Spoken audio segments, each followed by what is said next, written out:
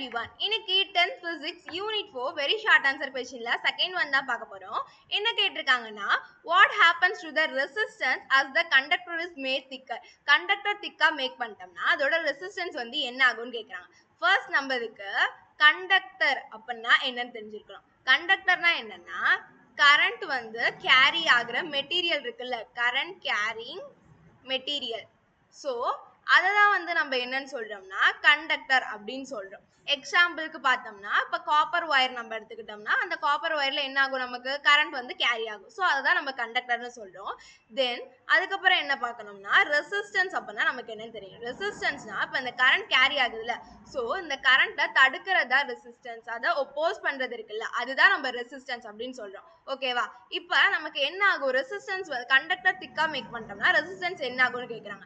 இதுக்கான ஆன்சர் என்னன்னு பார்த்தோம்னா அது டிகிரீஸ் ஆகும் அப்படின்னு சொல்றாங்க. இதை எதை பேஸ் பண்ணி சொல்றாங்கன்னா ஒரு ஃபார்முலா இருக்கு. என்னது? R inversely proportional 1 divided by A. R அப்படின்னா என்னன்னு பார்த்தோம்னா ரெசிஸ்டன்ஸை தான் நம்ம ஆர் அப்படின்னு டினோட் பண்றோம்.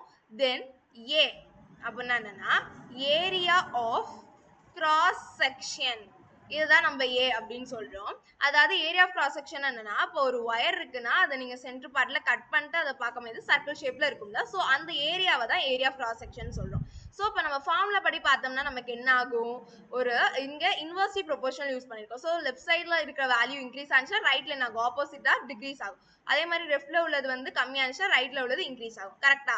இப்ப இங்க ரெசிஸ்டன்ஸ் வந்து இன்க்ரீஸ் ஆனிச்சுன்னா ஏரியா ஆஃப் கிராஸ் செக்ஷன் என்ன ஆகும், டிகிரீஸ் ஆகும். அதே மாதிரி ரெசிஸ்டன்ஸ் வந்து கம்மியானிச்சுன்னா அதோட ஏரியா ஆஃப் கிராஸ் செக்ஷன் அதிகமா இருக்கும். ஸோ இங்க என்ன பண்ணுவாங்கன்னு சொல்றாங்க, as the conductor is made thicker, திக்கரா பண்ணோம்னா என்ன ஆகும், அதோட ஏரியா கண்டிப்பா இன்க்ரீஸ் ஆகும், முன்னத்தை எடுக்கிறத விட அதிகமா தான் ஆகும். ஸோ அதோட ஏரியா அதிகமாகும் போது என்ன ஆகும், நமக்கு அதோட ரெசிஸ்டன்ஸ் வந்து கம்மியாகும். ஸோ அதை பேஸ் பண்ணி தான் என்ன ஆகும்னு சொல்றோம்னா டிகிரீஸ் ஆகும்னு சொல்றாங்க. ஸோ ஓவராலா என்ன பார்த்தோம்னு பார்க்கலாமா? என்ன பார்த்தோம், what happens to the resistance? கண்டக்டரை வந்து திக்கா மேக் பண்ணோம்னா ரெசிஸ்டன்ஸ்க்கு என்ன ஆகும்னு கேட்குறாங்க. ஸோ நமக்கு கொடுத்துருக்க ஃபார்முலா படி என்ன ஆகுது, R inversely proportional 1 divided by A. So area of cross section நமக்கு இங்க என்ன ஆகுது, அதிகமாகுது, அதனால ரெசிஸ்டன்ஸ் வந்து கம்மியாகுது. ஸோ ரெசிஸ்டன்ஸ் வந்து கண்டக்டர் வந்து திக்கா மேக் பண்ணும்போது ரெசிஸ்டன்ஸ் கம்மியாகும். அதுதான் இந்த கொஸ்டினுக்கான ஆன்சர். தேங்க்யூ.